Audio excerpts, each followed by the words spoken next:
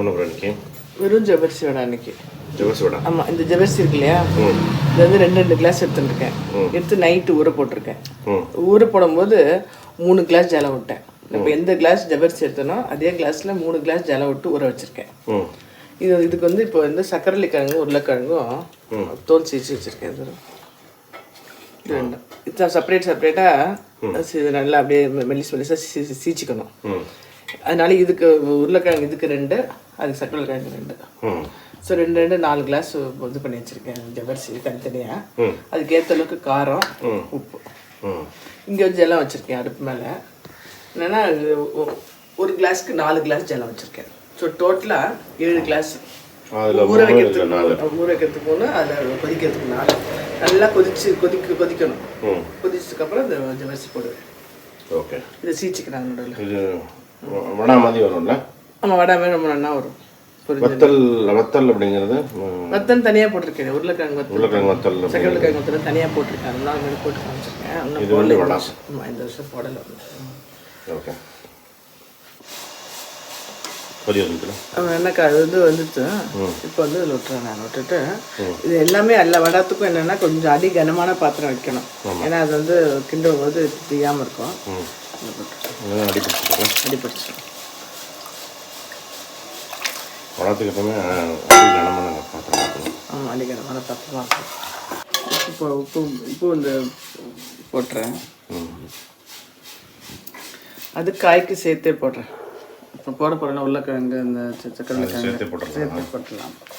நான் நடுவில் நிறைய டிப்ஸு தரேன், நமக்கு யூஸ் ஆகுது. ஆமாம், யூஸ் ஆகுதுல்ல. நல்லா நைஸாக அரைச்சிட்டு 2 போடுறேன். 2 சேர்த்து? ஆமாம். எவ்வளோ வேணும்? ஒரு 100 கிராம் இருக்கும். ஒரு 5 இதுக்கு 5 அதுக்கு 5 இல்லை 6 போடலாம். காரம் எவ்வளோ காரம் வேணுமோ அதை வாப்படுத்து. 15 தான் இருக்குது. 15 காரம் கொஞ்சம் கம்மியாக தான் இருக்கா. நம்ம தான் இருக்கேன். இது வேணால் பச்சை மிளகா வேண்டாம்னா வெறும் மிளகு அதான் அழகாக இஷ்டம் மிளகு போட்டுக்கலாம். இல்லை அந்த சிவப்பு வரமிளகா போட்டுக்கலாம். போட்டுக்கலாம். ஆனால் மிளகு போட்டால் நல்லா இருக்கும். ஆனால் மிளகு போட்டால் சூப்பராக இருக்கும். எப்படி?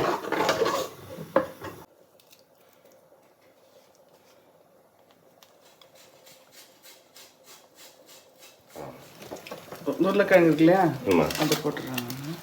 இதோட வெந்துடும். அதுவும் நல்லா வெந்துடும். ஆனால் இது பாய் தான் வெந்திருக்கு ஜவ்வரிசி. அதனால் எதுவும் சேர்த்து வெந்துடும். போட்டு கிண்டி விடணும். இதெல்லாம் கெட்டியாடும்ல? கெட்டியானாலும் ஓகே, இதுக்கு ரொம்ப ஜலமானாலும் பரவாயில்ல. அது எடுத்து ஊற்று விட மாதிரி தான். இது ரொம்ப ஜலமானா கரண்டி ரசி விடணும். இதெல்லாம் அப்படி இருக்கணும். இது உருளைக்கிழங்குல உருளைக்கிழங்கு போட்டேன். போட்டோன்னே கொஞ்சம் நல்லா கெட்டியாக இருக்கணும். இப்போ கெட்டியாக இருக்கலாம். இன்னும் கொஞ்சம் ஜலம் விட்டோம்னா விடுறதுக்கு ஈஸியாக இருக்குல்ல. கையில் தண்ணி போட்டோம்ல, கையில் போடுற மாதிரி வரும். இன்னும் கொஞ்சம் வெள்ளி விட்டுக்கிறேன். 7 இன்னும் வெள்ளையாக தெரியுது இல்லையா, இன்னும் வேகணும். சக்கரை கிழங்குலாம் 1/2 கிலோ இருக்கும். சக்கரை கிழங்கு 1/2 கிலோ இருக்கும். இது உருளைக்கிழங்கு போட்டு தான் 1/2 கிலோ இருக்கும். நம்ம எவ்வளோ போடுறோமோ அதை நமக்கு எவ்வளோ வேணுமோ அதை போட்டுக்கலாம். இது கொஞ்சம் மூச்சுன்னு இருக்கு பாருங்க அந்த ஜவ்வரிசி. இந்த டயத்தில் போடும்போது போட்டோம்னா இதுவும் சேர்ந்து நல்லா குழச்சி வெந்துடும். இல்லை சில பேருக்கு வந்து வாயில் படணும், நல்லா இதுவாக இருக்கணும், அப்படி கிறிஸ்பியாக இருக்கணும் அப்படின்னா இன்னும் கொஞ்சம் நல்லா ஜவ்வரிசி இருந்ததுக்கப்புறம் கூட போட்டுக்கலாம். இது சீச்சதுனால நல்லா அப்படியே கொஞ்சம் கிண்டி இருக்கு வேகணும். சரி, இதை நல்லா ஒன்றா எடுத்து இது கொஞ்சம் முடிச்சுன்னு இருக்கு. இன்னும் கொஞ்சம் இதாக எடுத்துட்டு மேலே போய் விட்டுடலாம். அதை விட்டுறதை காமிக்கலாம். ஆமாம், இந்த வெள்ளைக்கல்லாம் எனக்கு கிளாஸ் மாதிரி தெரியலையே. வெந்துடுச்சுன்னா இது மாதிரி வெள்ளையாக தெரியாது. இந்த வரிசை தான் அடையாளம். அது வரைக்கும் இருக்கட்டும். அதோட இது சேர்ந்து நல்லா வெந்துடும். ஓகே.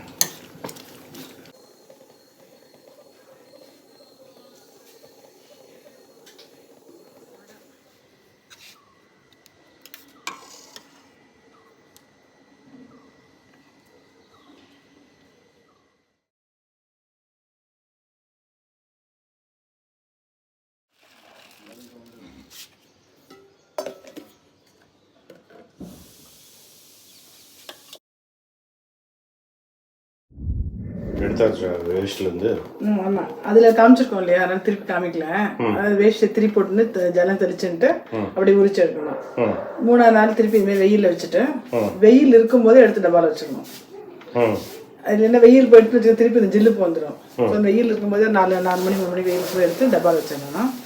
அதுமாதிரி 2 ஆயிடுச்சு. இது உருளைக்கிழங்கு, இது சக்கரவள்ளி கிழங்கு இன்னைக்கு காமிச்சோம் இல்லையா, அது 2 பொரிச்சு காமிக்கிறேன்.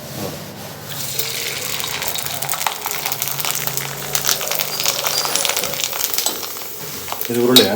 உருளை உருளைக்கிழங்கு சாப்பிட்றதுக்கு நல்லா பொரியும், சாப்பிட்றதுக்கும் டேஸ்ட்டாக நல்லா இருக்கும்.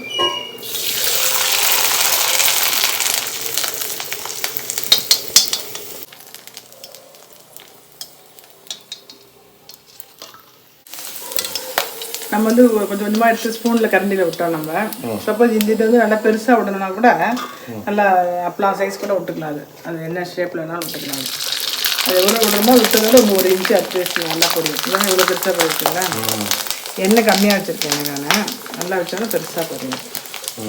ஜவ்வரிசினாலும் அப்படி புரியுது. ஜவ்வரிசினாலும் புரியுது. எலுமிச்சம் போட்டதால நல்லா வெள்ளையாக இருக்கும். எலுமிச்சம் போடல அப்படியா? அப்புறம் வெள்ளையாகுது. ஜவ்வரிசி தானே. அப்படியா? உருளைக்கிழங்கு, சக்கரவள்ளி கிழங்கு, வடம். ஆமாம், அரிசி இல்லாமல் வெறும் ஜவ்வரிசியில். அரிசி இல்லாமல் வடம் இல்லை? அரிசி இல்லாமல் வடம் ஒரு பெரிய புரட்சி தாங்க. இல்லை ஜவ்வரிசி நிறைய போடுவாங்க. நம்ம லாஸ்ட்டாக நம்மளே போட்டிருக்கோம், தக்காளி, கேரட்டில், புதினாலாம் போட்டிருக்கோம். ஸோ அதுமாதிரி கொஞ்சம் இந்த வாட்டி வந்து சக்கரவள்ளி கிழங்கும் உருளைக்கிழங்கும். பட் ஜென்ரலாகவே அரிசி மாவு போட்டு தான் பண்ணுவாங்கல்ல வடம். அந்த வடம் பண்ணுவோம், அதுமாதிரி ஜவ்வரிசி வடம் பண்ணுவோம், வெறும் ஜவ்வரிசினையும் பண்ணுவோம். காமன்.